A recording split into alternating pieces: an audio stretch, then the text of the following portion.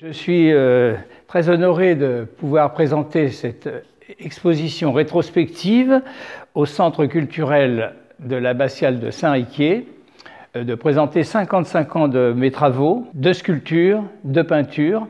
Et je me propose de vous faire visiter l'exposition en quelques étapes qui ont été des étapes importantes de mon travail. Alors j'ai été, dans ma prime jeunesse, accueilli dans une maison d'enfants, la Maison Lafitte. Donc dans cette maison d'enfants, il y avait un peintre qui s'appelle Isaac Dobrinski, qui était le grand ami de Modigliani et de Soutine.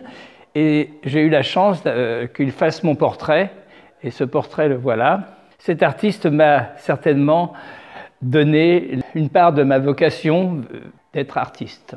Cette salle dans laquelle nous pénétrons est une salle qui est consacrée à la pensée de René Char, et entre autres choses, cette sculpture lui est dédiée.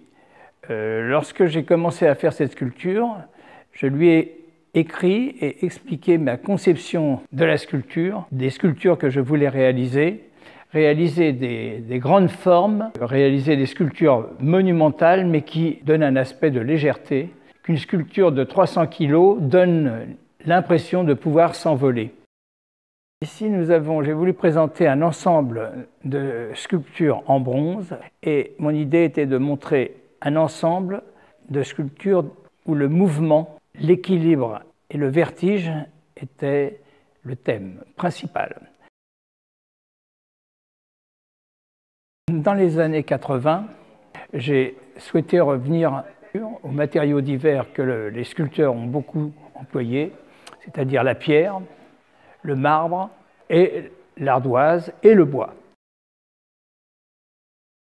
Alors ici, pour cette exposition, nous présentons une sculpture qui, placée sur un plateau tournant, se métamorphose en 3600 visions en 1 heure. Et elle répercute des ombres absolument spectaculaires qu'on ne peut pas imaginer sans les projeter avec une lumière et avec les projecteurs.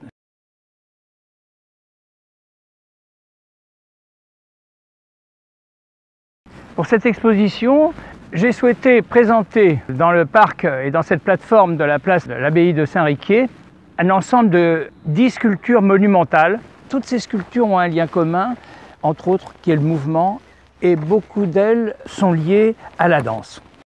Au départ, nous avons un parallépipède rectangle qui est censé signifier l'homme au repos. Donc, si on commence à bouger autour de la sculpture, eh bien, on se rend compte que les verticales que l'on voit de face sont effectivement des courbes, mais que le mouvement du corps suit et se métamorphose complètement, simplement le fait de passer du repos à un mouvement qui va reprendre les courbes. Donc l'idée de la sculpture était de prolonger ce mouvement, et jusqu'à ouvrir complètement le mouvement et de continuer jusqu'à ce qu'il se referme.